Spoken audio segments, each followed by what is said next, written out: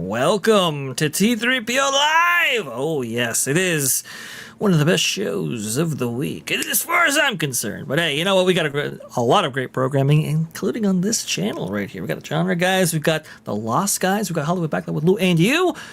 So great stuff right there. If you haven't subscribed yet, please, what are you doing? Go ahead and subscribe. Definitely helps us out with that pesky YouTube algorithm. But hey, you know what? This week was filled with interesting things. Some happening very recently. Others, well, you know, maybe we're a little bit delayed in our coverage. But hey, you know what? We're bringing you stories every single day, and we do appreciate you tuning in. So thank you so much for that. But enough with the pleasantries. As I think Darth Vader would say. Maybe I have that drop right there. Okay, maybe I don't. But hey, you know what? I am altering the deal and bringing on some amazing guests. Let's go ahead and get on real fast. Nolan Thunder, Erika from Erika and Raph, and from the dentist, I believe, LW Ghost. Hello there. Your toothsome pallor displays an aura of novocaine. Man, how do you do that, Lou? It's just, I don't know, fly good right drugs there. and a clean living. Okay, all right.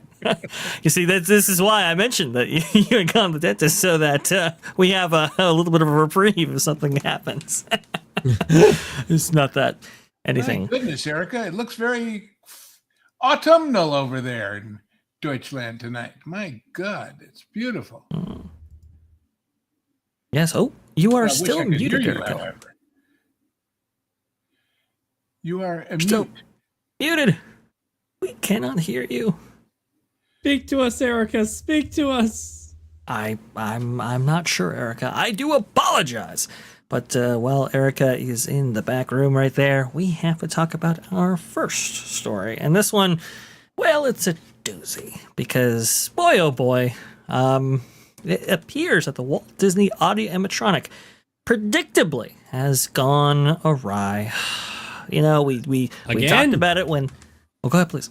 Oh, you haven't seen the Again? new picture, Nolan? It's much worse than it was before. It's Yeah, it looks like he had worse. one too many at the bar.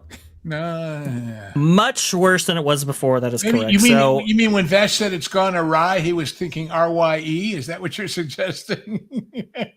Yeah, exactly. So Oh. let's see if I can get this up on screen. Not that. That's for later. This one right here. There we go. We got a lot of stuff going in the background. So you can see right here, this is how he's supposed to look. This is a video produced actually by Disney and distributed out, even though it has the Mice Chat branding on it. And you can see right there, that's how he's supposed to react. And we've also covered how he is the first electronic, I believe, audio animatronic to actually get up from a leaning position, which seems to be the cause of at least some of these problems. I don't know what happened in this particular case, but if you don't know what I'm talking about in prior cases, here you go. Here's what happened, I believe, July 17th was when this actually occurred. The first opening day for this audio animatronic show. Let's go ahead and take a look.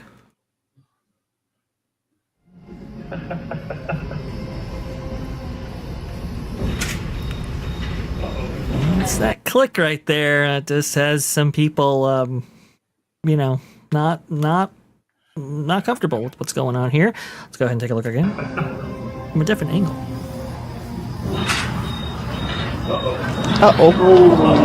Oh, not good right there. And now, here for what I think yesterday this actually occurred from Mouse Planet. Here you go.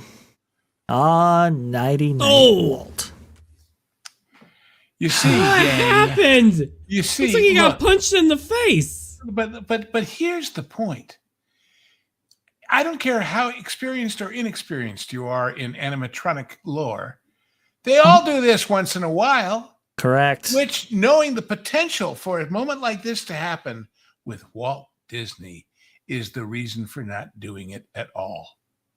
Yes, absolutely, Lou. And you're right. It has happened before. In fact, the most famous incident probably going to be with Lincoln here, actually made famous by his appearance on, I believe it was America's Funniest Home Videos right there. This clip is... Let's go ahead and mute that. You can see right there, I think this is during the Hall of Presidents, actually, not even in Disneyland, but at Walt Disney World. You can see that... he starts to lean over, and gone. Again, this is what, 1992, I think is the date on that VHS there. Wow. Vash, I've always wanted to be on an episode of America's Funniest Home Videos back in the day, and now an episode of America's Funniest Home Videos is within us. Yay! Isn't that crazy, right? Fantastic stuff. And even with recent audio animatronics here, maybe not as embarrassing as the pose that Walt actually was featured there, but they've had problems with these audio animatronics. Tiana's By Adventure, a prominent point example of any this. of these other fictional or historic characters are just that. But this is a real person that everybody has come to love and revere. And when you know the potential exists for that to happen, you don't put yourself in that position in the first place, seems to me. But what do I know? I'm a mere commentator. I am not a captain of industry like Mr. Iger. Jeez. The reality with this whole situation is, you expect things to go wrong. Technology isn't perfect. If it was perfect, I would still be able to get my printer to work without having to try 20 times, especially on opening day. Things are going to go wrong. It's just further proof of, like Lou was saying here, of why you shouldn't be doing this in the first place. It kind of reminds me of Tiana's Value Adventure in a way, where you were already going to try to fill the shoes of Splash Mountain, which means people were going to be watching you with a hawk, even if the ride was going to be good. The fact that they put out a subpar ride made it all the more worse. Now you're literally taking the icon, the number one thing, even more so than Mickey Mouse of your park, and you've let this happen. You already had unfair expectations, and you guys just went and embraced it, and now you're seeing the results of it. I'm not saying don't try, but this ain't how you do it. I do agree. Erika, we can actually hear you. Please, go ahead. Okay, cool. So I had a funny thing. Universal, if you want ideas for your next mascot for a horror house, there you go. Well, yeah, that Instead would of be Five pretty... Nights at Freddy's, it's It Wednesday looks night at terrible. Waltz. Yeah, exactly. It looked like something out of Why? That's at Waltz. That's Grim and grinning Waltz come out to fall apart. Yeah, I sure mean, hope the final boss of the game is Walt's floating head in a vat somewhere underneath Disney. I'd say it. Oh goodness gracious! It's just go ahead, please. It's really. You should have known better. You should have known the potential was there to be embarrassed, but they don't see. They're not embarrassed. We're perfect. We're gods of the earth. We don't make mistakes. You make mistakes, audience. You reject our movies, but our movies are wonderful. You reject our bad rides, but our rides are wonderful. You complain about it taking 6 years to copy a ride from China, but it's not our fault. That's just... the word is hubris. Hubris. It's a fancy way of saying arrogance. And arrogance never wins. Never wins. Never, ever, ever. And these two and in this smiling case, jokes, actually, I mean, they're when they walked around the Imagineering bullpen 5 years ago and said, "Okay, who wants to work on this?" That's the day you choose to be absent from work, when you know that decision is coming, because you don't want to be those guys. You don't want to be the ultimate scapegoats for, well, we had a great idea, but these two screwed it up, which is, what will eventually happen. Some of our people disappointed us. Yeah, but not the guy who made the decision. And look what a crowd is forming. And as I said just recently, what's going to happen when people walk in the door and say, "Excuse me, what show is on next?" When they're rotating them with Lincoln, and they tell them, "Oh, it's Walt Disney," and they say, "Oh, all right, we'll come back in an hour and see Lincoln, please." That is a good point there, Lou. I love it when you make that point, because it is so true. It's going to happen. It's going to happen a lot. I think so. Yeah, I think so. As you just saw in that B-roll package right there, let me go ahead and share my screen just real fast to show you. This was video taken by Laughing Place, pointing out the fact that the demand for this has dropped off almost entirely. You can walk in very, very easily to this. Remember, they had the virtual queue the first day, and they were staging lines and all that kind of stuff. Well, people get their fill, and they just don't come back. Let's remember that a few years ago, they talked about taking the whole thing out for good. And the uproar that it raised with people about losing Mr. Lincoln made them change their mind. Back in a day when they thought it was ever possible for them to change their minds. Yeah, that's a really great point, Lou. It's just really sad to see this happen, especially to the founder of the company, somebody so respected, so beloved by Disney fans, young and old, and to use him in this way and then sell merchandise off him, not the greatest look right there, but to incorporate him in a show in audio animatronic form in which he has these disastrous results, as you're seeing on screen right now, and much to the what is it, the Joanna Miller came out and said, please do not do this. Please do not do this. And now she has to say basically grandpa. And you see, the other thing it does, the whole point of the original Lincoln, the first human-formed audio animatronic, was the suspension of disbelief. It wasn't, look at that neat robot. It was, look, that's Abraham Lincoln. It was real. Well, once you have this making the rounds, you're reducing the credibility of even the ones that work. You're saying, isn't that a great, rollicking, fun-loving ride with the pirates?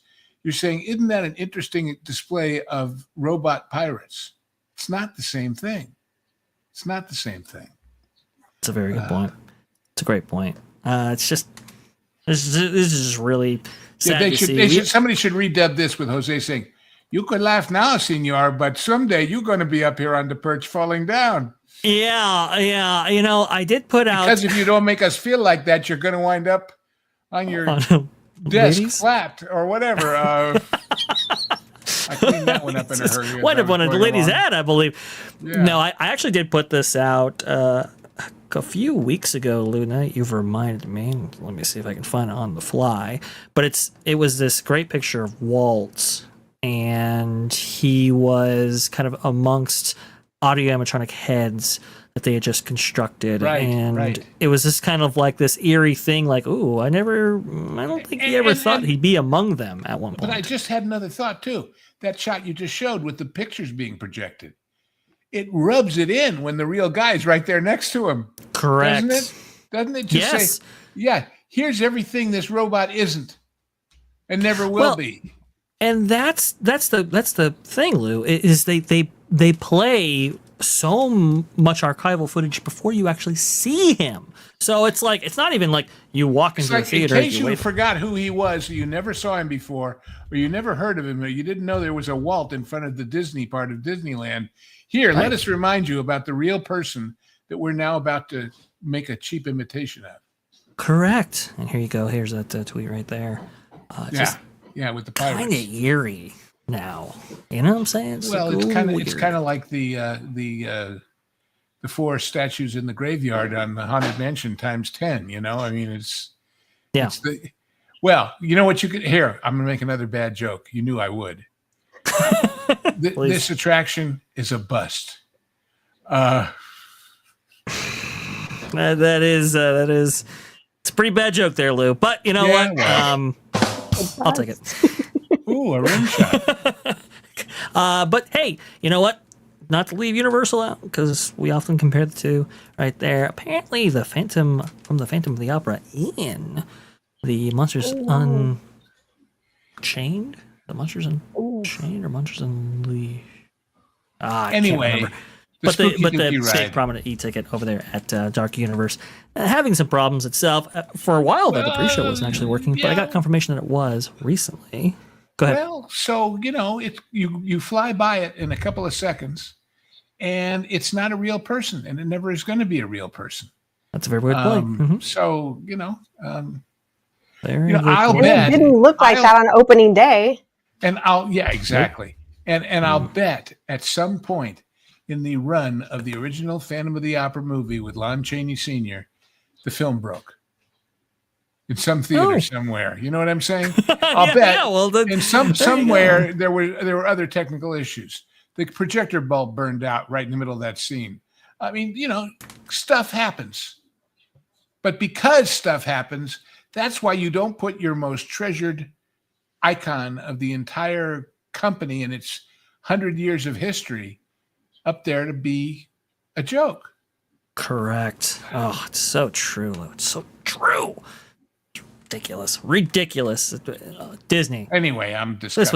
This was a bad move. Do something about this. But what isn't a bad move, but bad news instead is Bad News Badger with the 50 Danish crowns. Do you think I could make it a business opportunity to run a bookmaker service, whether or not Walt will break down during performances? Bad News Badger, I wish you hadn't given him the idea, because it'll show up on their betting platform for ESPN any minute.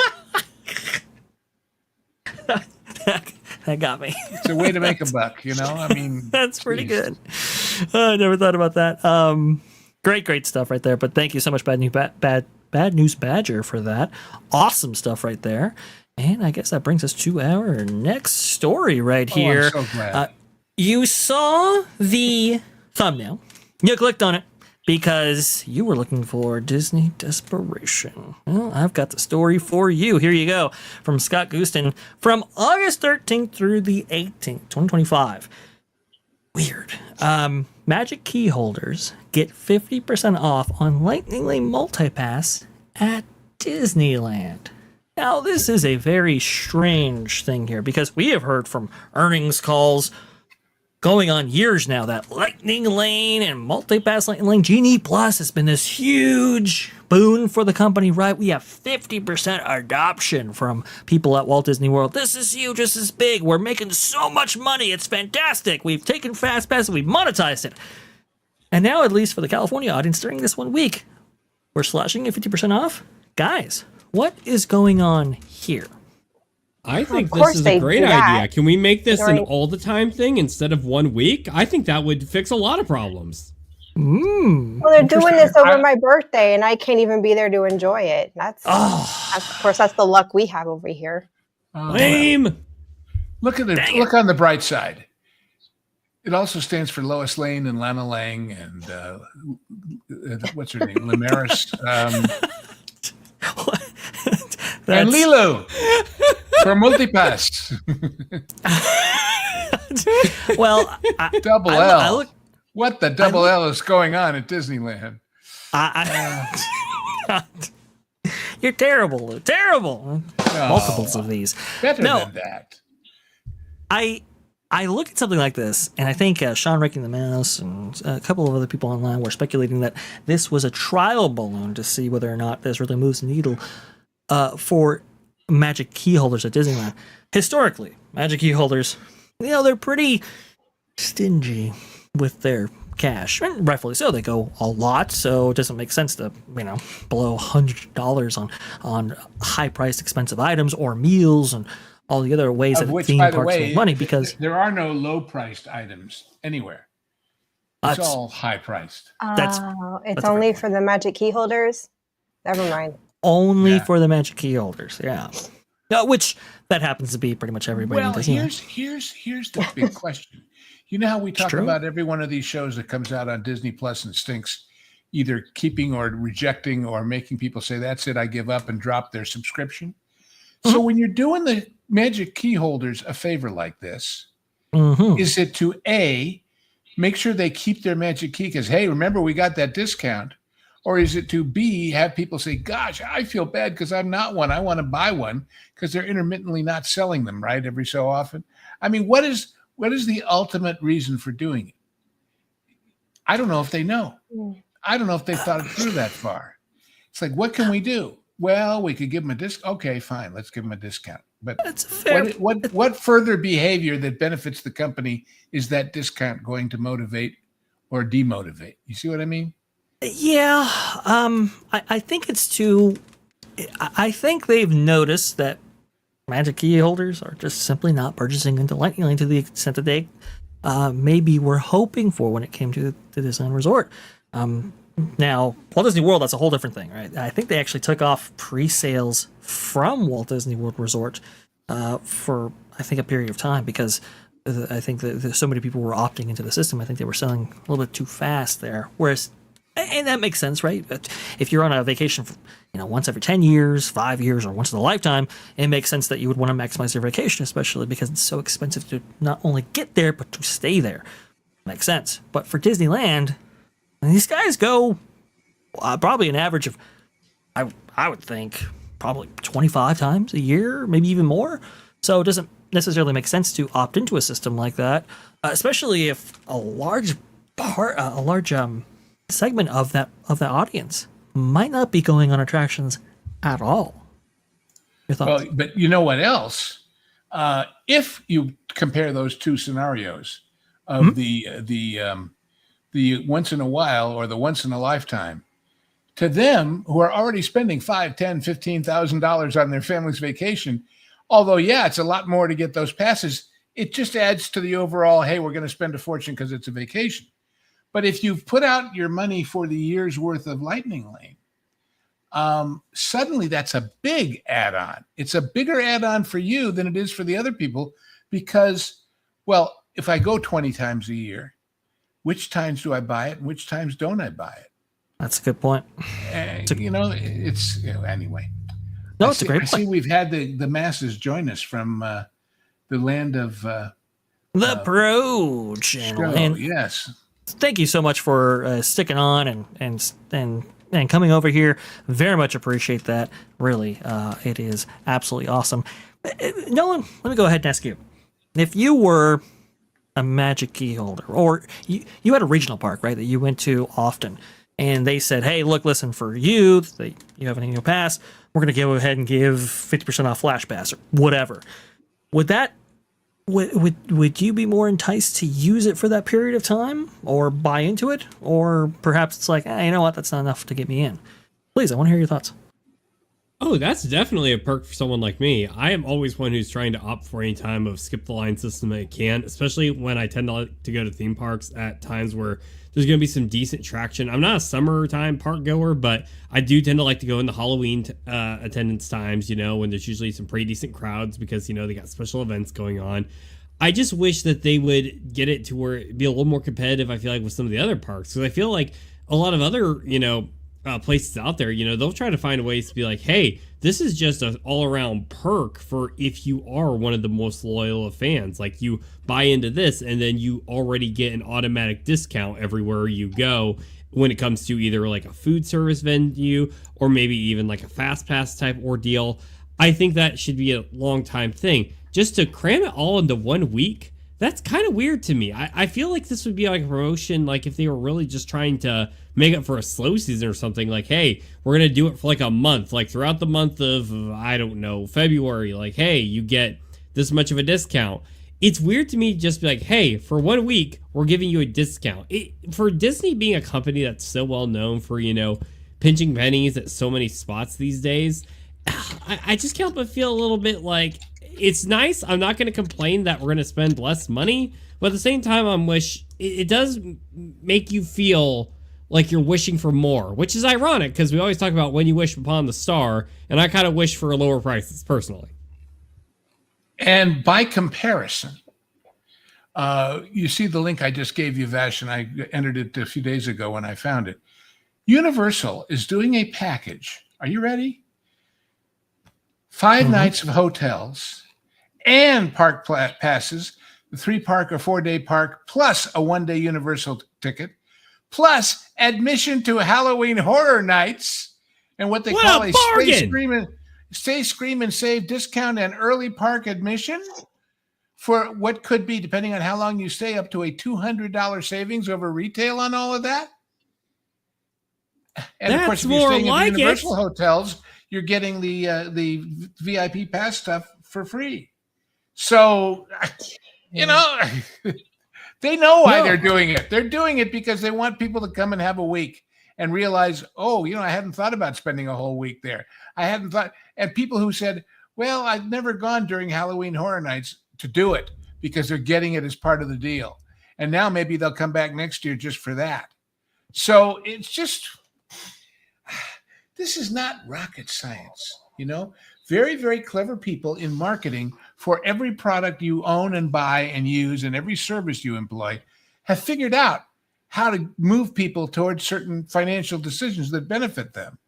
How come Disney doesn't get it anymore? I don't know, but it's kind of shocking. That's a fair point. I really don't know. I don't know necessarily. Yeah, there you go. Theme park. Let's go ahead and get this on screen right now. Theme Park Wizard saying, hey, you can book your package through Theme Park Wizard. That's right. You can because he's a travel agent. So definitely check him out. Usually you can get you deals that you cannot. So pretty good stuff right there. I don't know. I don't know if this is going to move the needle. But hey, guess what? I'm actually going to be in Disneyland at the time that this deal is actually in effect.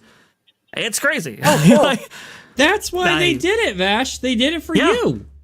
They literally, Nolan, I swear, I booked that freaking stay the day before, and then that happens. I was like, what the heck? So, I will tell you. I hate to say it, Vash, but it's my fault. I got you to eat that great pizza, and hidden inside of it is a small sensor that goes to your brain and sends a signal to the marketers. Tell them what you're planning and what you're going to do. So, Lou.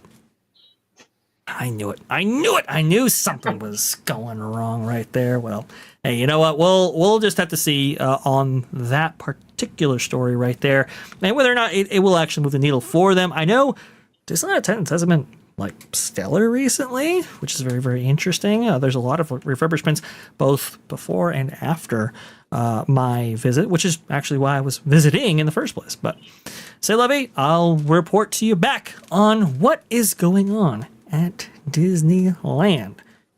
This next one, though, man, this was.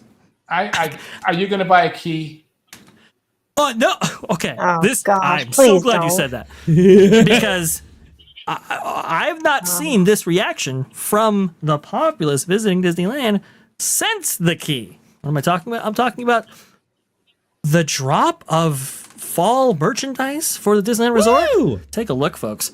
Ooh, yeah. Apparently, it was 45 minutes in some cases to park your car at the Making Friends parking structure just to go to Disneyland Resort because so many people were going crazy for this merchandise. Those are cute.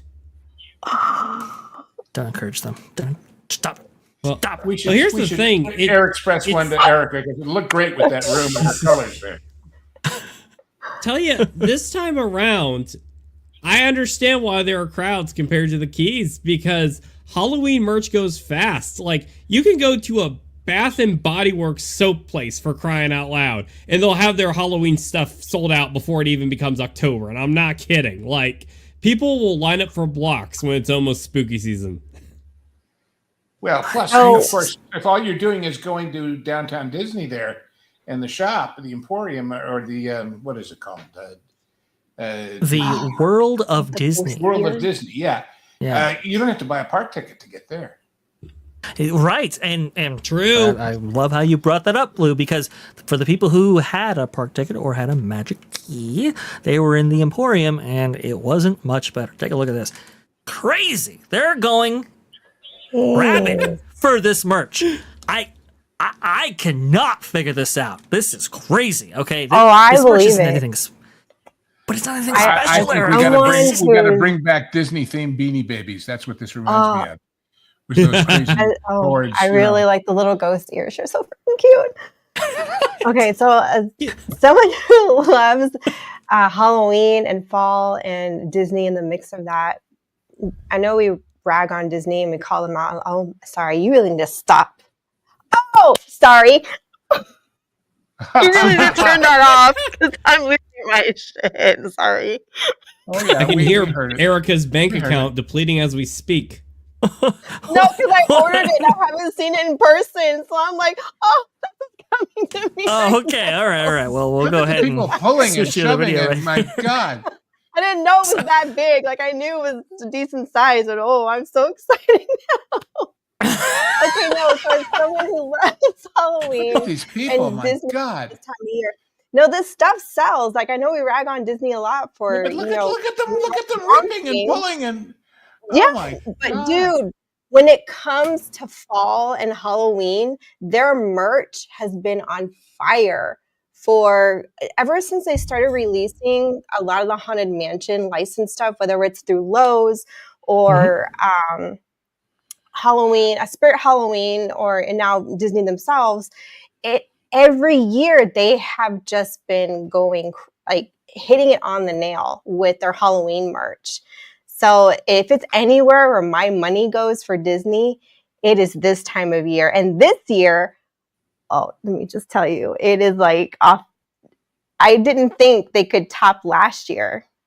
And now this year came and you can get the Hitchhiking Ghost and the Doom Buggy, which by the way, I had to build my own, which was the biggest pain in the rear.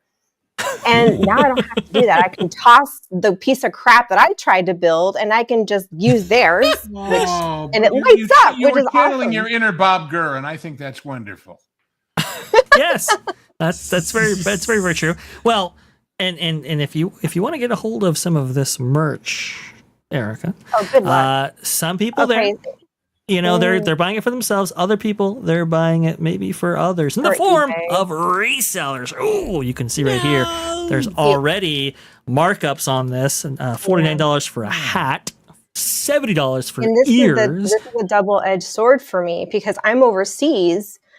So if I drop the ball on staying on top of the Disney website on Shop Disney, where they release most of this stuff, sometimes not every item they will release, but if you can get on the website the day that it's released, you may have a shot at ordering this stuff through Shop Disney. But if you miss out and you're someone like me overseas and you really want it or need it for, let's say, decoration purposes, not really apparel, unfortunately, I'm, to really play up my display, I'll spend the extra money and I will get it off eBay, which, guilty as charged, I had to get the Haunted Mansion Doom Buggy with the Hitchhiking Ghost from eBay. Shop Disney had sold out. Have you like that one? The price? How much did they mark it up? Yeah, how much did you pay for it? I'm not gonna say. Whoa, okay, well, confidential information, everybody. $50 for a mug, folks. $50 almost as though you expected to pay through the nose. That clip of Gomez saying, "I am that fool." Yes, that is me right now. Oh, it's so crazy. It is absolutely insane. I mean, I did not quite know. That is a fun piece, though. Them in the Doom. Sorry, Erika. It's in the footage. What am I going to do? But I just didn't know the demand was this insane for this stuff. It is every year. It's this. Mm-hmm. Oh, welcome to my world. Ridiculous. Come on, I do like day it's all going to show up there. Is there some sort of underground knowledge that people know what day to go for the first day? Or they usually drop a date. You have to cite. So if you go on Shop Disney, they have an area on the website where it'll say "coming soon" under the Halloween category, and it'll tell you at least when the online releases. Now, as far as the releases for in the parks, I don't know. You got me on that one, but because I have to solely rely on internet purchases, I can't just go to the parks, which kind of sucks, but it is what it is. Sure. The little ghost, that's so adorable. If you live close enough and you're there relatively often, you can kind of make friends with the store manager or somebody. So tell me this year. Yeah, you can kind of be like, hitting the shelves. Come on, help a brother out, sir. Or if you know a friend of a friend, overtime the night before to stock up. So, oh god, I didn't know they were releasing this cute little ghost suite. It's so girly and adorable. I've never seen Disney release something so feminine for Halloween. Like the little, that's just so freaking cute. I want the whole collection now. I want the ears. I want the mug. I wonder if Japan has adopted Halloween to this degree. If they're doing like Duffy with a mask on or something. And because, the Japanese have a history of some sort of strange misunderstandings of certain American customs. Many years ago, I remember seeing a story in The Economist about how Japan had suddenly decided they were going to do Christmas because, of course, they don't have a tradition of it there. And so they showed this huge Japanese department store with like about a 4-story high atrium in the middle of the store, and hanging from the ceiling about 30 feet tall was Santa on a cross. a crucified Santa. Saying they don't quite understand how it works yet. I swear to God, it was the funniest thing you've ever seen. That was in Japan? Yeah. Oh no! I'm kind of not surprised. They kind of live in their own little bubble over there, and they tend to interpret or translate. They tend to translate stuff, and it just does not translate. So when Americans see something, it's kind of like, and that goes back. That's not what it means in America. That's not how it goes all the way back to the post-war occupation. I read Akio Morita's book, the guy who founded Sony. Do you know where the name Sony came from? It turns out that the American occupation soldiers, who of course towered over the Japanese, because in those days, partly because of ethnic differences, but mostly because of nutrition during the war, the Japanese were really tiny compared to big kids from Texas and Louisiana and whatever in army uniforms. And they were all Southern, and they would tend to say, "Hey, sonny boy, why don't you come over here and do this?" And they liked the word sonny because they sounded American. But apparently in Japanese, the word sonny means something obscene. So they took out an O and made it Sony. And that's where Sony came from. How do you like that? Whoa. Fascinating. That is, man, really, really interesting. Okay, well. So I'm on Shop Disney right now, and they restocked on what I ordered. So I feel kind of stupid now. Oh well. Oh no. But I guess that happens. in my defense, though, at Disney, usually when they sell out on Shop Disney, that's Yeah, they it. sell out. Like Yeah. it's done for the season. So I'm really surprised. Oh, you did not just show me that. I'm sorry, Erika. I apologize. I did not know Now that I'm this was going looking to be. This is going to be so triggering. I apologize. This is why you must never refer to us as Disney haters, because as you can see, once spooky season begins, all the gates are open. We're going fanboy on this thing. Oh, Because it's the one thing they've been doing right, where everywhere else they've been doing so wrong, and it sucks. Like this is Disney. I don't know what it is about their Halloween stuff. They really know what they're doing, and it's like, well, why can't you bring this kind of imagination to every other facet of the company? If they knew what they were doing, they would have put a pumpkin mask on the Walt statue, and then it would have worked. I'm wondering if those little ghosts are exclusive to Disneyland. Honeyween. I'm not. They might see be. them anywhere. They might be. Vash, when are you going? Biased. I am going on the 16th. Going on 16th of August. I wonder, we know about from Saving Mr. Banks that she wasn't too thrilled with her character being interpreted the way that Walt interpreted. I wonder if A.A. Milne, was that a he or a she, were live today, what they would think of the way Winnie the Pooh is transmogrified into Disney's personal little bear. Save time mobile checkout, huh? Oh yeah, lots of mobile. Oh yeah, I do that. Indeed. I do the mobile checkout. I can't anymore nowadays because the customer service has gotten so bad. Oh, that's terrible. I will use mobile checkout before I will. See, I'm not the only one. Oh, I kind of like the baseball shirt. Now That's cool. What? I have a Haunted Mansion one, which is really cool looking, by the way. Ooh. Yeah, the Haunted Mansion one's pretty Erika, cool. I know what That's we're pretty doing cool. when you come back. Erika, I'm so ready to be back home. You have no idea. Go ahead. Right? Message me if there's something you want, and I'm there. Oh yeah, I'm giving you money. You going on a shopping spree for me. And when you get home, Vash, your mom is going to say, "You bought all that? No, it was for Erika. Honest, it wasn't for me." Yeah, exactly. Your mother's going to say, "Oh, prove it. I'm going to walk you to the post office to send it off to Deutschland." Yeah, exactly. Well, there's somebody else I know would look at me kind of cockeyed if I brought some of this stuff home. But you know what, Erika, I will go ahead and enjoy it. You tell that somebody it's for Batwing walking. I'm working on my lip now. There you go.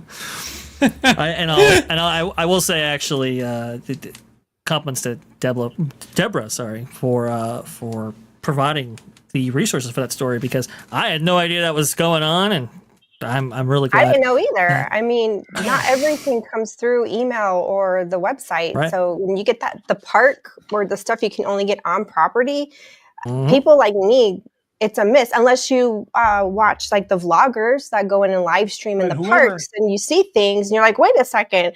Then you have to go on eBay because the only way you can get it is in the park because it's a park exclusive or on property exclusive. It really stinks. I get so put out with Disney because it's like, you know how many Americans are stationed overseas and you utterly screw us all, and you hate eBay as much as we do, but you know what? You forced my hand. So whatever.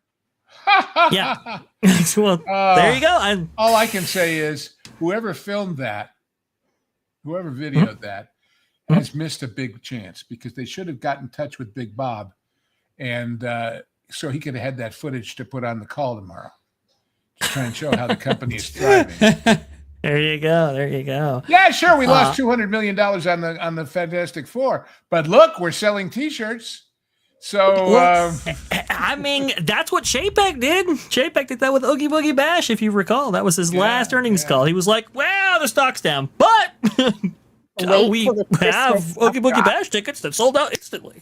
That's what he did. Because the Christmas items, the Christmas merch is just as popular as their Halloween merch. So wait till the Christmas stuff starts to drop. And it's crazy because it's Halloween and Christmas.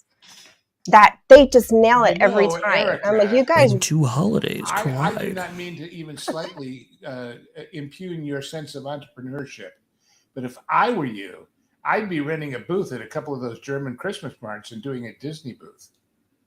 You would oh make yeah, a and I'd lot get of money. sued. And Disney would find out, and I'd get my ass No. You sued. buy the stuff from Disney wholesale and have them transship it over to Germany, and you set up a booth right there amongst all the mulled wine and the gingerbread cookies and all the other goodies. There you I go. mean, Nolan, I got this at a vendor market out here from a military spouse who has one of those cricket machines, and this was Yeah. homemade by her, and I bought it off her. Oh, well, there you go. Nolan, you're going to say something very quickly. I thought you put your hand up, and I was very excited. Well, I'm not for sure what the exact thing was. I do have to take note to say this is some of the few footage I've seen, especially compared to as a contrast to the key footage we saw earlier this year. You notice how happy all these people look in the footage? Of course, they're in the zone, a bit focused, but there's actually a healthy amount of smiles here. Like, you can tell people are really getting a kick out of being some of the first to get the Halloween merch. And it's nice and refreshing. What's that? They're happy they didn't buy the key, so they had the money left over to spend it on this. There you Yes, go. especially the $200 one. Yeah. That's perfect right there. Well, one thing you will not be buying from the Disneyland Resort anytime soon is anything from this little restaurant tour, I guess. This goes back to 2022. Take note of the date, folks. September 11th, 2022. Porto's Bakery and Cafe, a Southern California favorite, will also open in the downtown Disney district. The bakery is known for its sweet pastries and treats, savory Cuban food, and incredible desserts. And folks around the country, around the world watching us tonight, if you're saying, could this place really be as good as everybody makes it out to be? Yes, it can and is. They are brilliantly great. Extremely popular. It is extremely popular. The main this is is in the one in Glendale, isn't it? At the primary one. Oh, wow. Yeah, I think this is the one in Glendale. There's one in there's one outside of Knott's Berry Farm, actually, and one at Park, I guess is what Why they can't we get call this that. at Disney World? It's so well, you would. Cubans are in Florida, No, and there's having any Cuban food in Orlando, which is beyond me. But you're not allowed to have relatively inexpensive, delicious food at Disney World. You have to have $50 slices of cake, right? That's true. So, that's the mandate right there. Hey, I didn't write it. It's Walt's will, apparently. But this has been in the works for a long time. Okay, 2022. All right. And we have a permit filed for this. Ticket booth 7, ticket booth 8, as discovered and shared by Theme Park IQ yesterday. They will all be removed to make room for this very, very big project that's taking up what was formerly the La Brea Bakery out there, right outside of the entrance of California Adventure, actually, and is now in Earl Sandwich, a temporary location. It was always supposed to be temporary. And it got delayed again. This is ridiculous. This is 3 years now. 3 years. What does it think it is? In a bathroom? So apparently, initially, there were contract negotiations in which Disney wanted a huge percentage as they charged everybody at Downtown Disney. And Porto's was like, no, because maybe Porto's was already expensive. I have no idea. But no, they're not. That's the point. I mean, my God. Well, look, I just gave you the link to the menu. And go wander around there. There's a whole section on Porto's Bake at Home where they send you a package of par-baked stuff and you finish it off. They're not expensive compared. I remember there used to be a show on Food Network where they went to like a famous bakery someplace that made a particular cheesecake. And you'd look at it and the cheesecake was not that expensive. But when you went to the shipping, it was like $150 to ship a $20 cake to you. This stuff is, oh God, they're so good. And go up to the top and on the left someplace, I think it is, where it says Porto's at Home or something like that. Or there, Bake at Home. See the second thing over in the top menu? Yeah. Click on that. Yep. I see. Okay. And then go down and you'll see, look at this, nationwide shipping. Look at there, celebratory bundle, okay? So 80, 90, $100. That's not so bad. And look, oh God. Yeah, I mean, this is a famous. It's location. amazingly good stuff. And the I've savory been stuff, there. in my opinion, is even better than the sweet stuff. But look at that guava and cheese strudel. Oh, dear me. It's look. This is a very Is that popular. getting your Cuban place.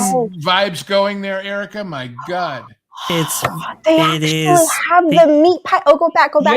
Yes, they do. okay. Oh, that's my favorite. The meat pie, the croqueta. Oh, and the guava pastry without the cheese. I hate the cheese one. Ooh, it's my favorite. Well, I mean, this look at is a very, very popular location. They have multiple in Southern California. This was going to be one of those. And 3 years later, we have no date. We have no date for when our little sandwich is supposed to go down because they're setting up another permanent restaurant over there on the other side of downtown Disney. It's going to be, I think it's like the 5th or 6th time our little sandwich has been on again, off again. It is crazy if you look at the history. And the Porto's of, location that used to be La Brea Bakery is a particularly good location because Of you course. notice they talked about taking out the ticket booths. It's the last shop in the row before you get to the Esplanade, which means it's right there is where the buses from the Mickey and Minnie parking structure unload and load. the So trams. it's not only the tram. That's what I mean. And that means if you're coming out of the park at night and that's open and you buy a bunch of stuff and the next stop is your car and the next stop is your kitchen. So not just for dining in, but for takeout, it's going to be huge if they ever get around to building it. Absolutely. Go ahead, Nolan. Sorry. Excited for this. Well, my question, I have a very deep question about this. Vash, I need your opinion on this. So Please. when are you going to book a T3PO annual event here for us all to get a chance to try out these tasty treats? I think everyone on the panel is in agreement of that. Fully paid, of No, course. but we could have a prize where we'll order to be delivered to your home anywhere, stateside anyway, those packages of things. That's Hey, interesting. if all else fails, I can make some of this stuff from scratch, but just saying. Oh, It's better with butter Erica? and flour and eggs, though, than scratch. I got to tell you the truth. in the time it takes you to perfect that recipe, Portos will still be waiting for it. In fact, Yes. actually, What makes you Park Wizard. think I haven't perfected it yet? I very much apologize. I wasn't. Well, trying then to I presume anything, but I apologize guess I too, did. because I what we am should be very sorry. giving away a trip to Germany to Erica's kitchen. See, I don't have a Cuban bakery, so I had no choice but to make these things myself. But you That's could a get good point. strudel, yeah. Good You point. could get strudel, and you could get Wiener Schnitzel, and I don't know, a lot of kartoffel. I'm so sick of all the German food. Oh yeah, well, Heck, I'm ready for That's some his good neat old food. nasty American McDonald's, okay? Hey, Erica, I get that. When we went to Epcot here a few years ago, you have all these choices of, eating around the world. What do you want to get from Japan or Mexico? No, we got the American fare food because it's so unhealthy for you. But that stuff is gold mine right there. yeah. I remember when they were first planning Paris, Disney. They talked about the fact that to make things look like, for example, there was one kind of national park, one of the hotels, and the same pine trees that grow in America wouldn't grow in that climate. So they had to pick different trees, or for the Japanese areas, they had to pick different trees that looked like the ones from the original place, but weren't. Well, to make the hamburgers and the steaks, they actually got English cattle farmers to take on new American breeds and make meat for them because they didn't want to ship it all the way from the U.S. So they cared about all that stuff back then. Now, well, I don't know. I want to share this right here because I thought it was very, very funny. This from Peter Sreda of Ordinary Adventures fame, actually. The Tomorrowland. Oh God! Look at that! Look at that! Oh, This wall has been here for so long, folks. Universal built the theme park in the time that this has been here. I'm not even kidding you. It's been that long. Now, it was there so long that they had to replace the concept art that they're probably not going to go forward with anyway. But Wizard had a great idea. Photoshop, somebody please, Photoshop this wall in front of what was the former La Brea Bakery location right there, and put the concept artwork for Porto's in front of there, and boom, there you go. Now you have the next meme Portos at were least it's a still picture. waiting for it. It isn't a piece of moldering cake that's been there for 6 years waiting to get built and eaten. That would be a little off-putting. I have to ask, what did they do with the old concept art? Did they like donate it to a Cracker Barrel or something to have it blend in pictures? Oh boy, it's been 84 years. Yes, I don't know what happened to the original concept art right there. I don't know, scrap? Not sure. But actually, I'll tell you what happened. It didn't story, get made. Yeah. Our next story actually takes us into Tomorrowland and into the land proper, actually, for a little bit of this. So this is the entrance to Star Tours, and that is, I can only presume, a truck having crashed into this. Yep. Okay, so you might There be thinking... was a time when they would have fixed that overnight, come hell or high water, before they opened the park the next day, you know? Yeah, they would have been, but we don't live in those days. In fact, actually, on the time scale that they usually fix stuff at, this is the Tomorrowland entrance sign, not too far, actually, a stone's throw from that Star Tours sign right there. And, well, this happened in which a truck ran into this. That was there for, I think, a couple of years. So when I see something like this, that's probably going to be there for a long time. And in fact, this isn't even that rare of an occurrence. It's happened at the monorail beam between Matterhorn and Buzz Lightyear, entrance to Tomorrowland, as noted right there, Star Tours, and the monorail beam by Galactic Grill. What? God, why does this keep happening? Guys, your thoughts, please. Because nobody can measure the height of a truck and the height of an arch. I mean, they should put up a sign, disguise it by making it in some alien language. But when you translate it, you know, like the old translation cards they had at Indy when they first opened it for the messages in the funny language. And when you translate it, it should say, if you hit this sign, you will hit that arch. So, Lou, you're basically vouching for the space equivalent of like those arch signs you have at a Taco Bell drive-thru where they say, don't ring your bell on this if your vehicle's too high. Well, but see, the funny thing is, if this was in Galaxy's Edge, it would go with that weathered, distant spaceport look, right? They would say it's not a bug, it's a feature.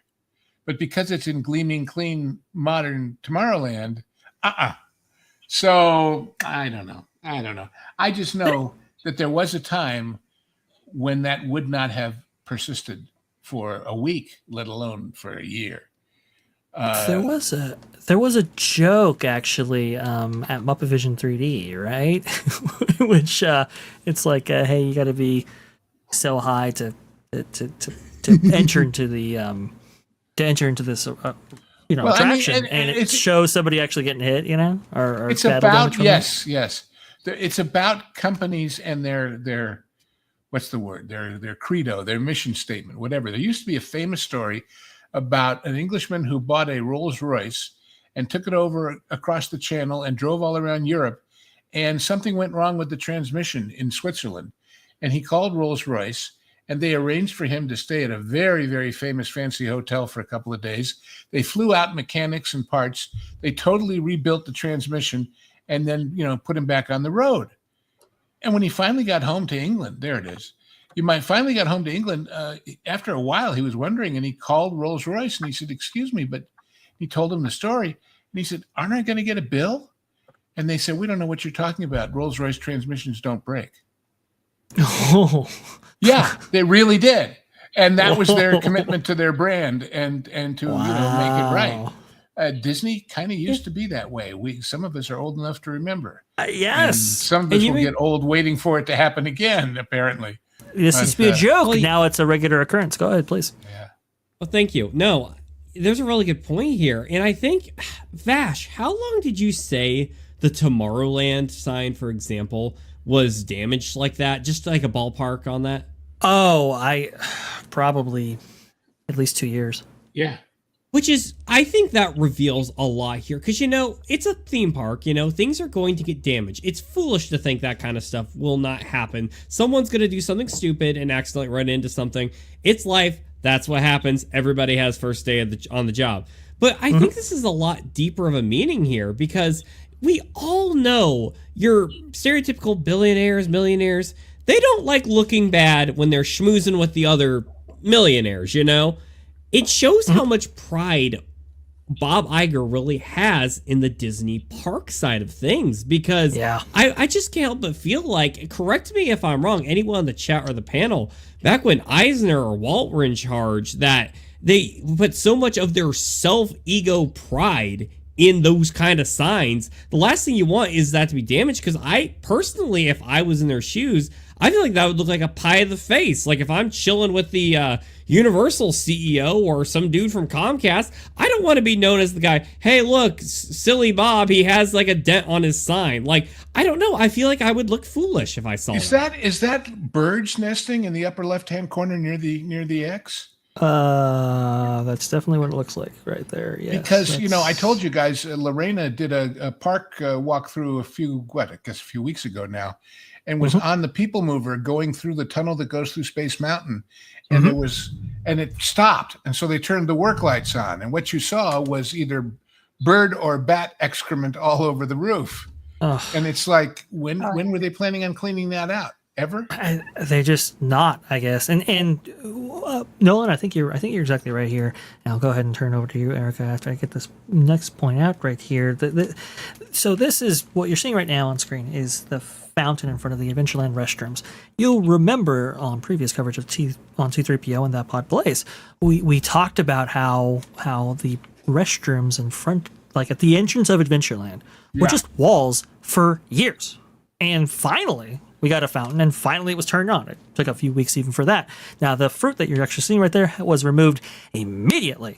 So there you go. But it's like, why do projects like this take years? When again, I mean, this was the entrance to a land. The other one was an entrance to Tomorrowland. It's the one in that little area between Frontierland and Adventureland, right? When you walk through the gate. Yeah, okay. I know where that is. Absolutely. I've peed there frequently in that restroom. I have often peed at that place before. Well, you see, folks? Yes, folks, we only have high-class stuff on this show. That's right. Absolutely. Erika, please, go ahead. And she's sitting there going, how do I follow this? I just want the damn Cuban cakes. She's looking at Porto's right now. I'm actually making my shopping list for you. Oh, you see, most people make Christmas lists. Erika makes a Halloween list. Awesome. This is phenomenal making stuff. A list and checking it twice and going to find out what's tasty and nice. That's all. It's not me to react to this. It's just proof that Disney that just shows where their heads are at. They're not on safety first. They're not on maintenance and keeping up the Disney look. That's all been out the window for a while now. They don't have enough maintenance people to cover the stuff. They're just cutting corners financially because they're broke. They're not broke that they can't spend $400 million on a lousy movie. It's not about not having enough money. It's about how you choose to allocate it. And by the way, this all reminds me, I forgot to mention to you, Vaj, and everybody, coming probably Thursday or Friday at That Park Place website is another missive by yours truly about the subject of maintenance. Fantastic. And as I said, I don't know what the headline will really be because Marvin is a whiz with headlines that have, search terms built into them so they get more exposure and all that. So I usually leave the headlines to him and just put up a temporary one. But the temporary one says the important part about maintenance is maintain. You got to keep it up. You got to keep doing it. You can't just do it today and say, well, we did it and walk away. Anyway, it's a pretty good article if I do say so. Proactive, not reactive. Exactly. They can't even get reactive. They don't even respond to the reactive side. They just kind of don't do anything. And I agree with you. That's coming soon. So awesome stuff, and we'll definitely be sharing it here on T3PO and That Park Place. Of course, I agree with Erika and Lou right here. It's like, look, maintenance. You have to dedicate yourself to it. They've cut a lot of third shift from the parks, and that third shift right there was so crucial, getting a lot of maintenance items taken care of. So when because the people aren't there in the way, because the guests are gone during third shift and then some. That's correct. The whole point. And so when you reduce how many people you have in the third shift, and you have tight timelines that you have to get things done, well, accidents do happen. I don't know if it was necessarily connected to this incident, but I have to believe that these cuts to maintenance aren't a great thing. Go ahead, Nolan. Sorry about that. Oh, I wasn't gonna say anything. Well, I was just will. getting funky. I always will, won't I? Okay. All I was going to say was, Vash, during those 2 years that dent was in that arch, there were several times when somebody said, well, we were going to fix that tonight. Well, do it tomorrow. Well, do it next week. Put it on the schedule for next Tuesday. And it just kept putting off and putting off and putting off. That's so true. Because when the people at the top tell you it's not urgent, everybody adopts that attitude, which is, well, there's no big deal, no big rush, no big. Yep. How long till? Speaking of my dental trip, it's tooth decay. If you don't get it early, I tell you what I went, and it's a perfect example of this. I called them up and said, hey, suddenly there's a hole where I think there used to be a filling up in one of my teeth. And when I walked in the door, the dentist assistant says to me, yeah, we had that one down in 2022 as one to watch because we thought it was going to go bad.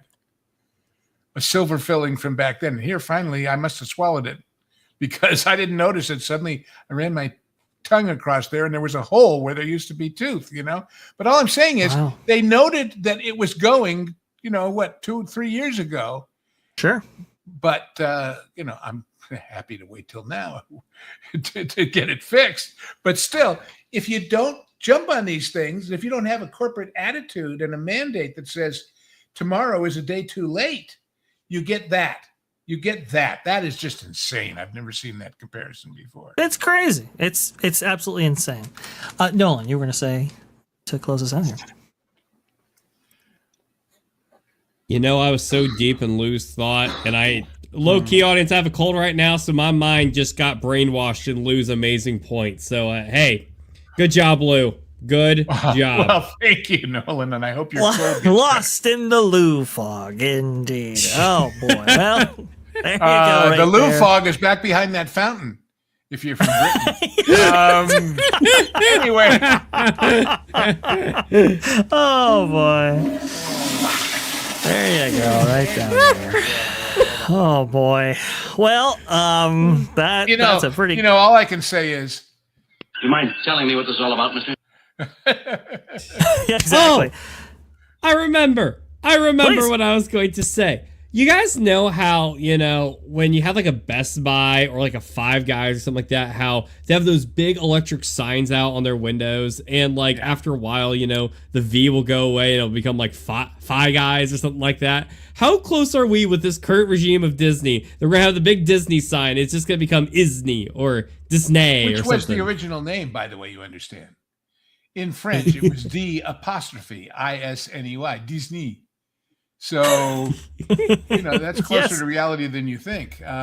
That's true. No, I think that's already happened on a couple of occasions. I can't think of any off the top of my head, Nolan, but there have been multiple times when, like, an attraction's a facade sign, right, will go out and letters will be out or whatever. I mean, that's happened on more than one occasion. Burnt out light bulbs on Main Street, all of that. But to see something so glaring and unfortunately affecting an attraction like Star Tours the way it is, I know it's down for refurbishment right now, so I'm sure that had something to do with it as well.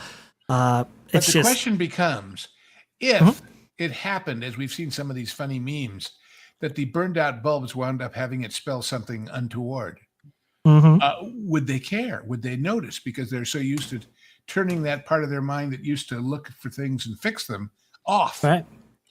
Right. And speaking of bad maintenance here, we are going to round the show down right here, but there is something we've been tracking as well.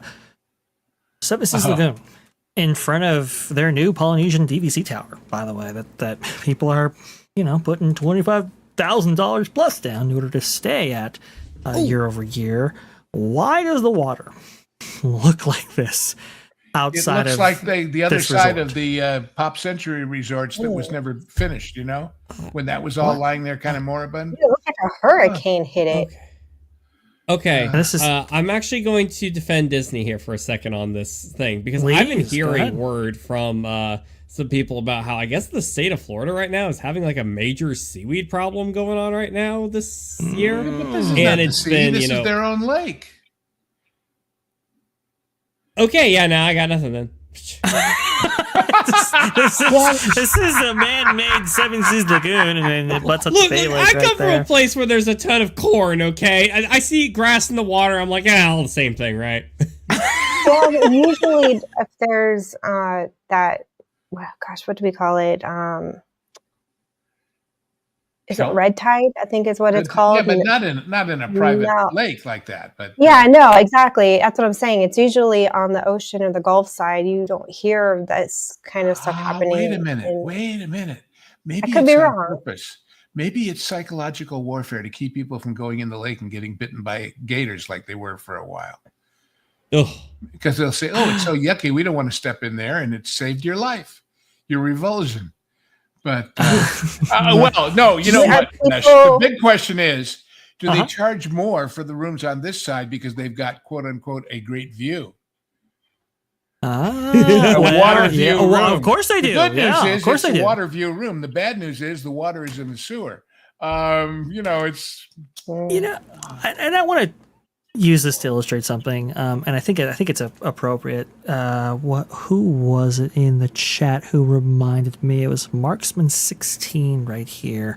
The red and white light bulb on Main Street. If you don't know what this is, there's an assemblage of lights at what was previously Coke Corner. I think it's Refreshment Corner now.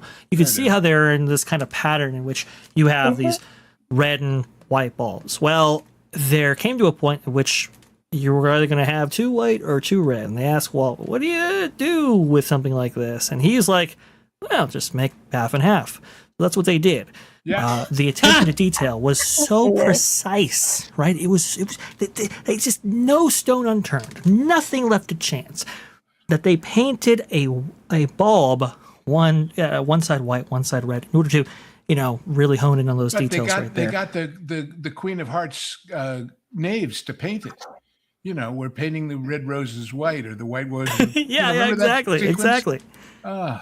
And so and there was a time when Disney didn't change it out with a red and white bulb, and people were pissed. So that this is something that's always been on here. But I've never seen that before. That's fantastic. It's just that was the kind of level of detail. That was the quality. That was what used to be the Disney difference. And so when I see stuff like just algae or seaweed in front of the DVC tower like this, when I see stuff like a sign bashed in and who knows how long that's going to be, when I see stuff like this, it's just like, what are we doing? And that's why we cover the details, because the details make that Disney difference. Especially because I guarantee you, all over Florida, there are condo and apartment complexes that have ponds that are cleaner than that. So if they can afford to keep it that way, if they can afford to maintain it, what would this take? 4 guys, 2 boats, and a week's worth of scumming, and then do it every so often to make sure it doesn't get out of hand. Correct. How hard would that be? And that's what they used to do for and years. The answer is, that's why I keep saying the answer is not they don't have the money, or they don't have the facility, or they don't have the tools, or there is no way to do it. They don't have the will to do it. There you go. Yeah. That's the difference between a man on the moon and what's not on the moon. That's right. That's why it's in feet, not kilometers up there. It's a fair point. Erika, you were going to say? Oh, no, just agreeing with Lou that they don't want to. They can, they just choose not to. They wonder why their numbers are suffering for it. They wonder why the attendance just kind of keeps dropping. And tomorrow they're going to tell us all how everything is hunky-dory and how fantastically wonderful everything is. Go ahead, Noel. It would be such a different story, if this was like, your normal retail place, or maybe your local state fair, where there's kind of imperfections that you expect. But the difference with Disney is, what's different about the past 5 or so years, whenever you consider the drop-off point to be, I personally would say it started about 5 years ago when it really started taking effect, compared to, I don't know, the decades upon decades that this wasn't acceptable. You had a gold standard. Vash always cites the Disney difference. It's not just the Disney difference. The difference was the Disney detail. How's come this was okay then, but it's not okay to do now? What changed? You do have to wonder. And just like Lou said, but see, yeah, wait. What you said about change and what I said about will, here is the story that tells it all. How many psychiatrists does it take to change a light bulb? Answer, only one, but the light bulb has to really want to change. And that also factors in what color is the light bulb. Yeah, exactly. That's true. That's a fair point right there. Oh. It's priorities. Their priorities clearly have shifted, and you know, it really sucks. I keep saying, and I say it in that article again, classic story about, there's 5,000-6,000 parts in your car. Do you know which one is the most important? The nut that holds the wheel. The nut that holds the wheel. That's it. Yep. It's so very important, and it's the guy who likes showers, who sets the example. Well, we need to spend $400 million towards a Marvel production. We need to spend $200+ million on a streaming show. We need to spend all this money on streaming per year. What did they spend? Was it $30 billion year over year for streaming? I mean, it's just insane amounts of money to get what? Nothing. Something that the parks actually have to make up money for. It's ridiculous, and that's one of the big reasons what's actually happened here. Go ahead, Nolan. How much could have been repaired in this park if they never made Ironheart?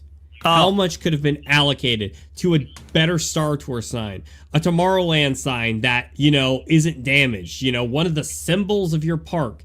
If you would just cut back where you did not need to bleed out money and competently put that money into something that would be a change for a guest satisfaction experience. But that is the blessing and the curse of the management style. Think about it for a minute. Yeah. When Walt was there, and I know, that's a long time ago in a different world, a different economy, etc.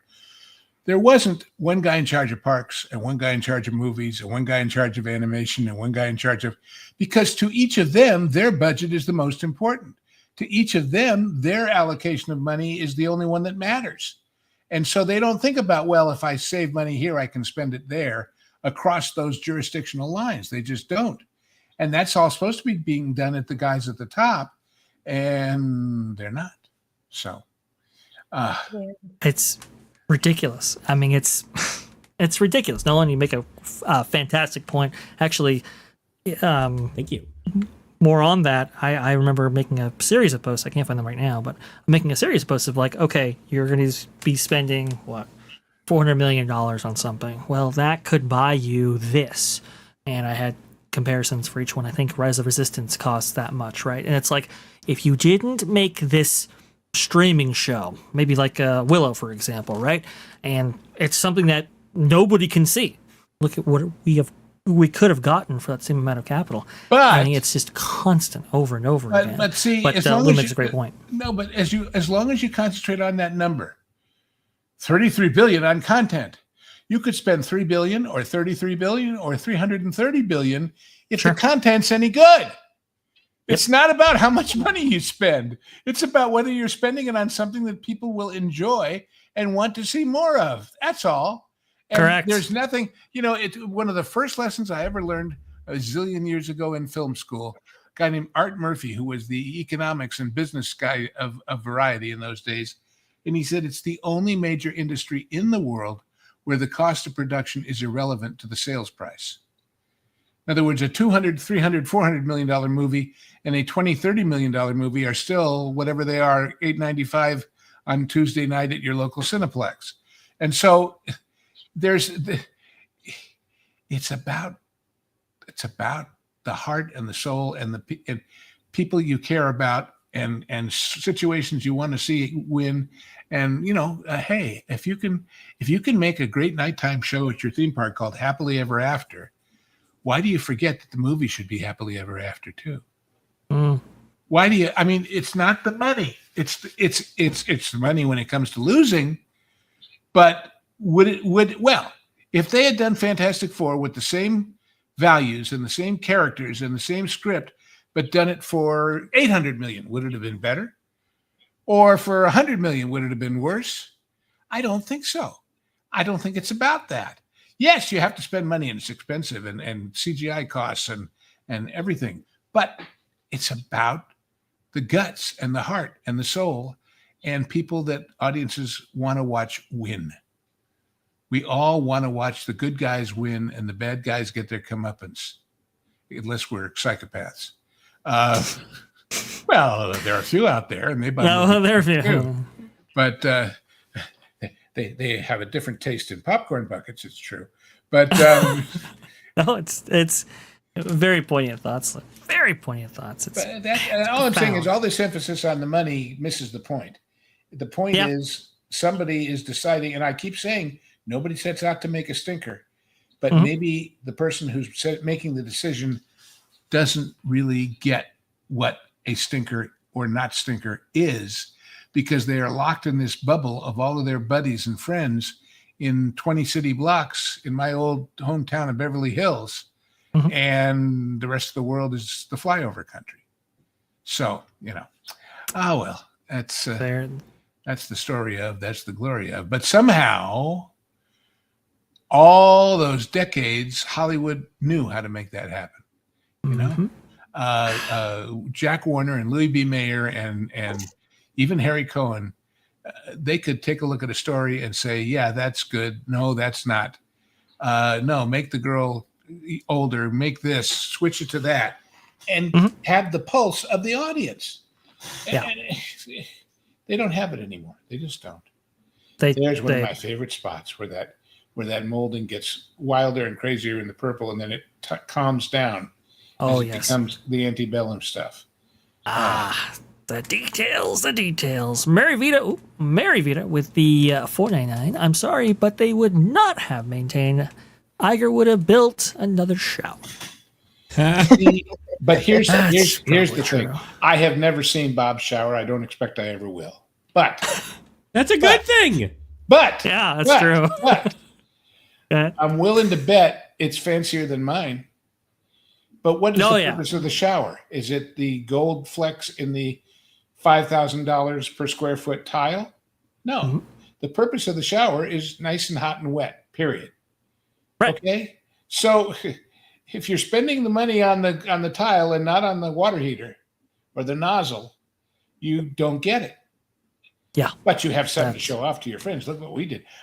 Look, if you're sitting at a party and there's two producers and one says, well, I just finished a movie. Oh yeah. What did it cost? $150 million. Oh, really? Well, mine cost $400 million. It's pardon me, but it's two guys in a locker room comparing the size of their you-know-whats. It's not saying that they are any more satisfactory to the people who enjoy them. It is. Well, I mean, that's it, right? I kept that clean enough for YouTube, didn't I? No, yeah. We only got high class stuff on this show. That's the point. The point is not, No, I mean, it's definitely a point for sure. Yes, folks, we only have high-class stuff on this show. Or a couple of points.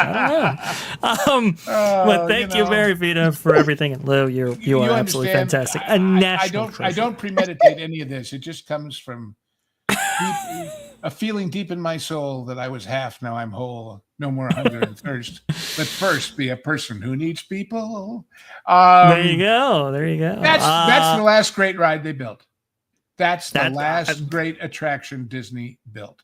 Period. It's very true, actually. It's great. It's so frustrating. It's fantastic. So Anybody good. who's never been out to California and you're thinking, oh, God, I don't want to go there. It's a terrible place. That ride is reason enough. That's how good it is.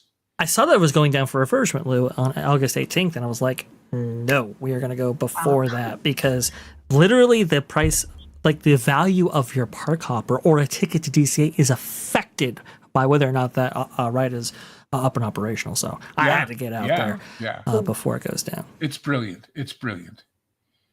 Really, really cool indeed. What's also really, really cool is Nolan Thunder. Whoa, I don't know why that's. Whoa, I'm Rip Ride Rocket now? Whoa, I'm having an identity crisis. Not yet. Whoa.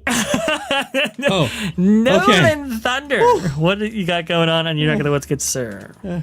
Yeah, Wait, there. I'm psychic. Let me guess. He's editing a show about spooks in the machine. Yep, Spooks in the Machine, which I'm hearing this old documentary on Spooks in the Machine is going to be out very, very soon. I could hear Lou judging me from another spot of the country, but I assure you, never. I wouldn't judge you. But I what's going to happen your is definition of soon may not be mine.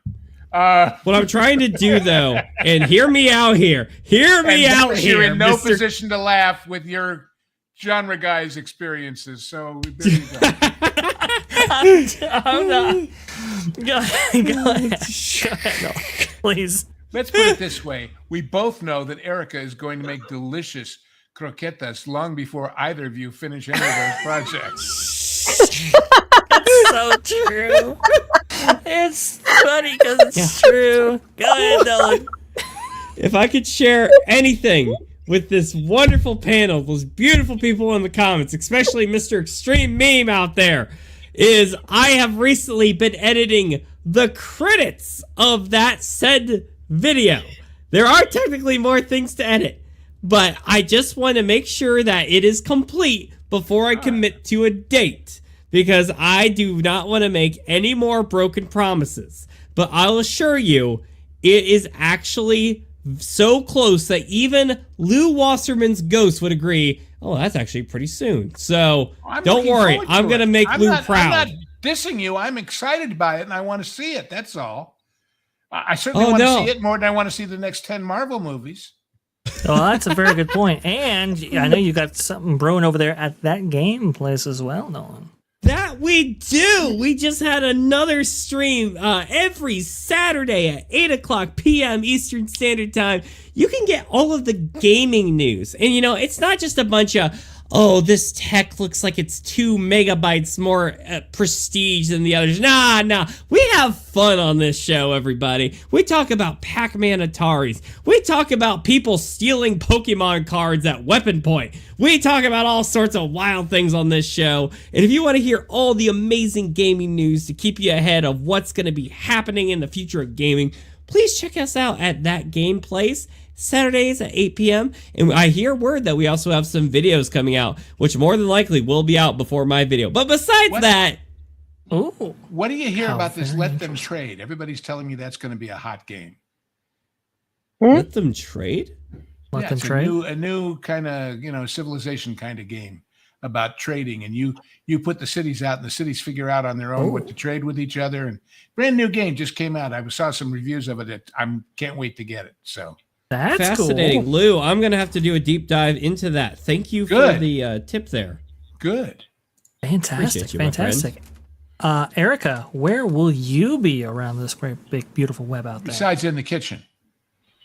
Yeah, I feel like I'm living in the kitchen these days. He did not mean that derogatively, right, Lou? Hell no. I am a homemaker first and foremost, so I am not offended. Okay, good. Fantastic. Some of my best friends are Hausfraus. Go ahead, Erika, please. I will be on Lorena Creole's Spice. I think she's having Spice Lounge tonight. Here, let me check before I. Yeah, because I haven't gotten any up. As far as I know, we usually have Spice Lounge tonight. I'll go ahead and look it up on my end right there. Where else do you make appearances regularly? Here, as soon as I find. Here and her Resort Recon on Saturdays, which we are going to be covering. Oh gosh, I totally forgot. She had to reschedule last week's for this week. And that's it. We're going to talk about how to survive in the heat in the Orlando parks, since the heat index has been as much as 115 degrees in the last 2 weeks. So we'll be covering that on Saturday. And wherever I'm invited, and I know I need to get my I really need to get my Halloween and fall stuff kicked up and going. I even have a Facebook group that I've been neglecting in our village for Halloween. I need to get in there and start doing my annual, come on guys, let's go, it's Halloween again. Well, it's worth waiting for. Don't even worry about that. Let me see if I can get, Lorena. Okay, so Lorena's going to be on here, I think, August 9th, 2025 at... Saturday. Saturday. What time is this stream for? Sorry, 9:05 a.m. That's noon, Eastern. So there you go. I just wanted to go ahead and clarify that and make sure that people see Erika from Erika and Ref on that show as well. Thank you so much. Sorry, were you going to say something? Oh my, I just saw a new story, Vash. Do you know what they're doing to solve the problem of the ferry boat crash? What? They're taking all the trash cans out. Because apparently one of the people hurt was a kid who got pinned by a trash can. So their answer is not to improve the safety of the boat, but get rid of all the trash cans on the boat. No way. Jonas just posted it from Blog Mickey. Okay. Let's see if we can get this on here. Okay. This is bonus ridiculous. hours at T3PO, everybody. Bonus hours. The Let me see if news we can get doesn't this up. rest. I'm sorry, I didn't mean to throw off the whole schedule of No, life here. I But when think I saw that, I that's- thought, boy, is that so damn... Here's the link over here. We're here to report the truth, everybody. Oh, Okay, so you must have posted. Give me a I second. kind of here. missed the report earlier on that Park Place because I got busy, but I was he just posted vaguely 15 hearing it in minutes the ago. background. Oh, God. Okay, so here we go. Trash cans. Let me put it on screen right here. Trash cans removed from Walt Disney World ferry boats after child reportedly pinned during recent crash. Guests utilizing the Magic Kingdom area ferry boats should be advised that onboard trash cans have recently been removed. Guests should discard trash either before or after departing the ferry boat. By the way, some people fell and hurt themselves on the floor, so they're taking the decks off next because that'll solve the problem, right? Well, yeah, okay. I mean, if this you is guys- so... God. Well, how did they crash to begin with? I kind of missed it earlier today. It was stormy and windy, and they hit Yeah. the dock real hard. So if you guys, Oh, if it you- was the dock. Okay. If you guys didn't see this before, there was a big, tremendous Watch incident that this. happened in the last couple of days, actually, in which a ferry boat carrying, a full load of passengers, one can theorize, because it was at the end of the night, right? So it was people were being transported from the Magic Kingdom over to the Transportation and Ticket Center, and it collided with that dock at speed. You can see what the violence of this kind of incident would actually be like in this footage actually provided. This is 4/23/2025, not the same event, but you can see just how Similar, yeah. just how much force But the idea people go that through how for you this. fix the problem is to take out the trash cans. It's just... You can also see right here some footage of you have I believe 3 different fire EMTs, departments from yeah. all over Supposedly around. there's like 20 some odd ambulances there, or 15 or 20. Yes, yeah. Well, there was many people hurt. You can see the wheelchairs right there. You can see the stretchers actually being transported to the ferry boat itself. The General Joe Potter ferry boat actually has been decommissioned. So we don't know what the status of that is. We don't know if they're investigating. We don't know if there's repairs that have to be done to this ferry in order to allow the transport of guests in the future. We have no idea what's going on. They have said absolutely nothing, even though you have people saying that people were actually flying. You have women in, children in wheelchair. I'm sorry, not wheelchairs, strollers being hurled out of those strollers and suffering injuries that way. I mean, People magazine right here. Mother describes pure terror as Disney World ferry slammed into dock at full speed. Apparently, it didn't even, according to that report, at least, it didn't even slow down. I mean, this was a harrowing incident right here, being reported by all kinds of outlets, and still they have said nothing.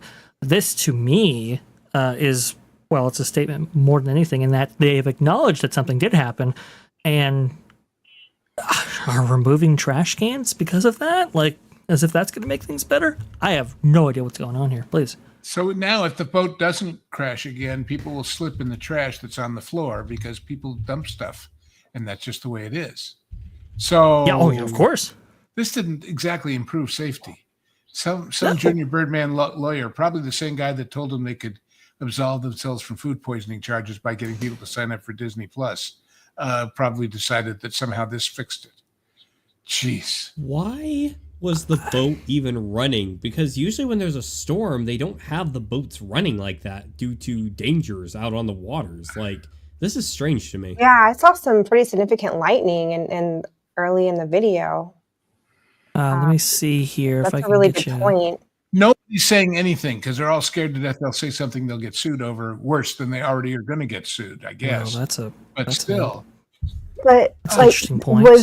Was there a malfunction in the boat that he wasn't We don't able know. to slow it We down? don't know. We don't know. We don't know. Mm. They had a lot of people. They wanted to get them the heck out because the park's over. It's time to send everybody home. And for all we know, somebody goosed the engines a little too fast, or the wind blew. Remember, wind is a big deal with boats. People don't understand about windage and center of gravity and all that sort of thing. But if you're I'm sure there is a specified this many miles per hour or knots or whatever, and no more. And even if you're 1 or 2 over that limit, because you figure, well, that'll make the turnaround time a little faster. I can go back and get another load and we'll get people out of here that much faster. That little bit of difference can have huge, huge consequences. Anyway, I didn't mean to start the whole story again, Vash, but when I saw that their big solution posted 15 minutes ago was, well, we're going to get rid of the trash cans. I mean, what kind of... Well, it's worth talking about, Lou. There's no question about that. I think that this is very poignant that you actually bring this up here because, as Blog Mickey has said, the ferry boats would always have at least one trash can near the entry/exit pillar seen above. Now there are no trash cans anywhere to be found on the boats themselves. We're told that this was a recent change. The exact reason for this change was not communicated. It is assumed that the change was due to the trash cans becoming dangerous during a recent ferryboat crash that left numerous guests injured. Unconfirmed social media reports said the trash cans went flying during the impact, even reportedly pinning a child. The removal of the trash cans appears to be the first operational change that Disney has made following the crash. This is footage that we put together for that Park Place earlier. You can kind of see the operations and how these ferry boats actually transport guests from the Magic Kingdom to the TTC. Please. Well, all I was going to say was there are a whole lot of ferry boats in the world. This is not exactly innovative, cutting-edge rocket science technology. It's something that's done in harbors and across rivers all over the world every single day. So it should be easy to get it right, but sometimes not so much. It's just... Anyway. I just... Well, no, I mean, it's... That the answer is we take out the trash cans. Oh, yeah, that'll work. Oh. It really is something, and it's something that we've been, trying to get answers, for the people who are victimized and for the public who want to know what's actually going on. We've been really trying to get at this story for a little bit here. So surprised, so shocked that Disney hasn't said anything. I understand there's legal liability and all of that, but still, I mean, dozens of people were injured here. People flew. I think it was at least 19 people were transported to the hospital over this thing, and to have said nothing. And that's been a consistent report from either the Reddit posts that we have covered here on that Park Place and Extra Magic Hours and T3PO, and also too the statements to the media that people have made. No communication whatsoever.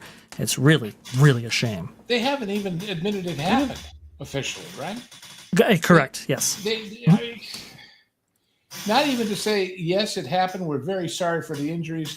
We're doing what we can to solve the problem, and we'll get back to you. Even that they didn't say. So. Indeed. Go ahead, Nolan.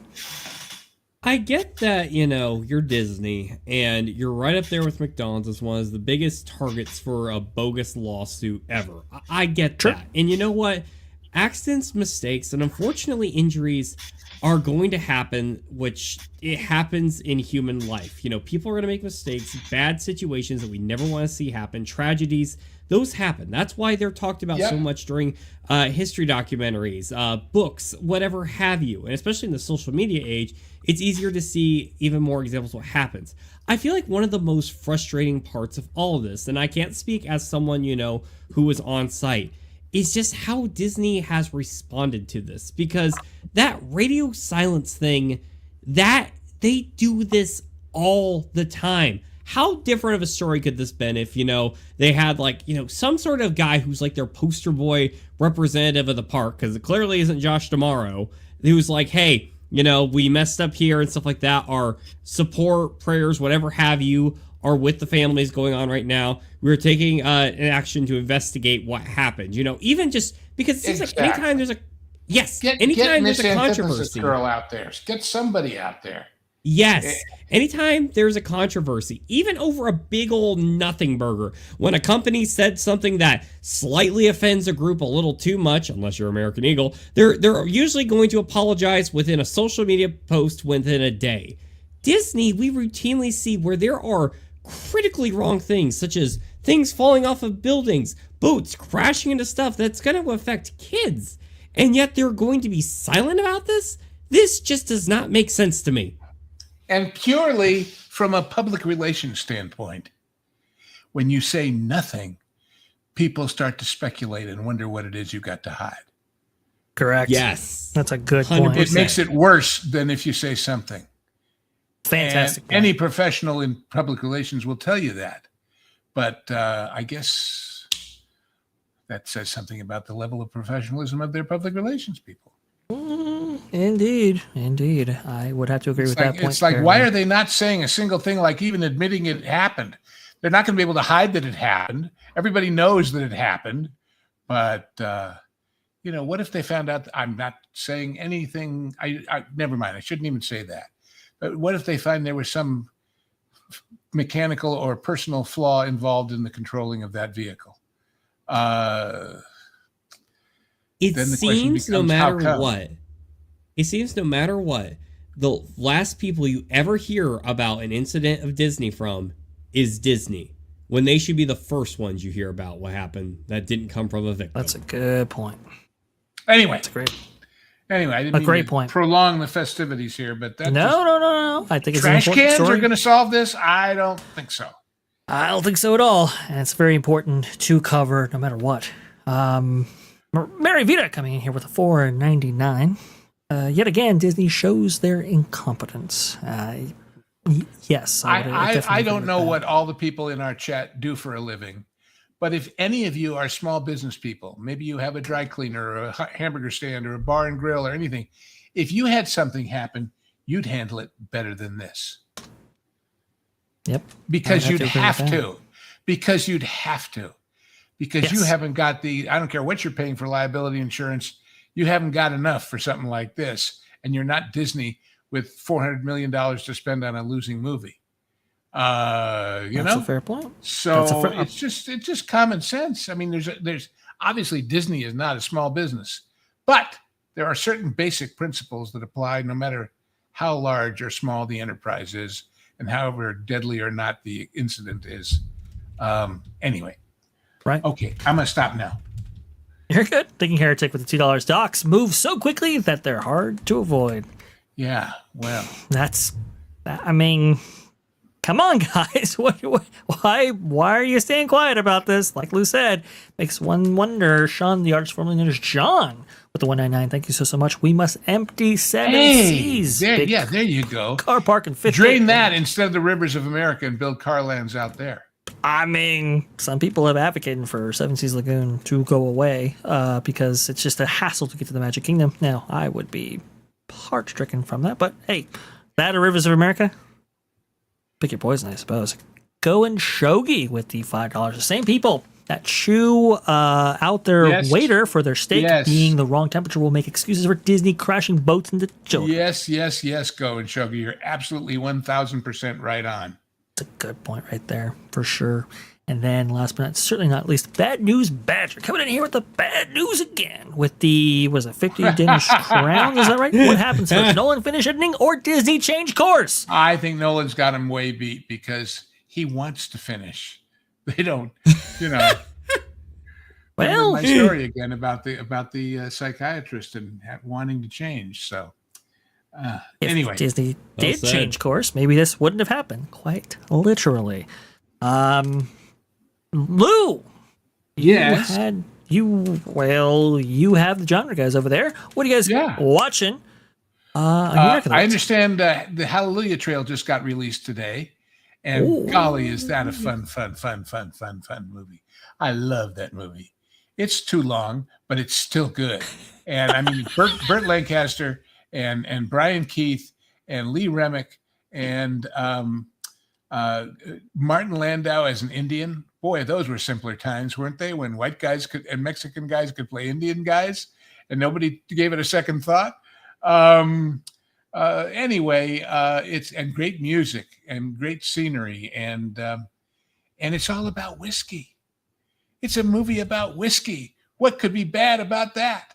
So that came out today for all the WW Pro members, and the next ones we're going to record, which will be next week.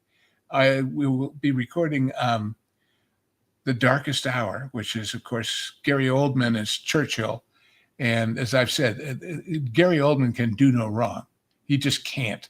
And that movie is so great. And then for something completely different, Dean Martin as Matt Helm in The Silencers, with Stella Stevens and Dahlia Lavi and, great spoofy, fun 60s spying. And when I watched it, I'd forgotten the level of production design and costuming, and Sid Charisse as a stripper, would you believe? So go figure. Anyway, it's got something for everybody, and if it doesn't, well, go get the whiskey in the other movie. Yeah, there you go. Dean would approve if he was still around. Anyway, and more to come, and of course, then they show up over here. So either way, you got it covered. And the delay, as Toonie Talk TV would point out right here. All Nolan's fault. Nolan's fault. No! I see you, right there. Chef Eddie. Good to see you this afternoon. Yep, but definitely subscribe to Dylan Thunder. Definitely subscribe to That Game Place. Check out the WDW Pro channel and become a member to see genre guys, and subscribe to this channel to see them when they're released. Again, watch it twice. Make comments both times. But this time with no membership required. And Erika from Erika and Raph, definitely check her out wherever she is. You can find me on That Park Place doing Morning Magic every single Tuesday and Thursday at 11 a.m. Eastern.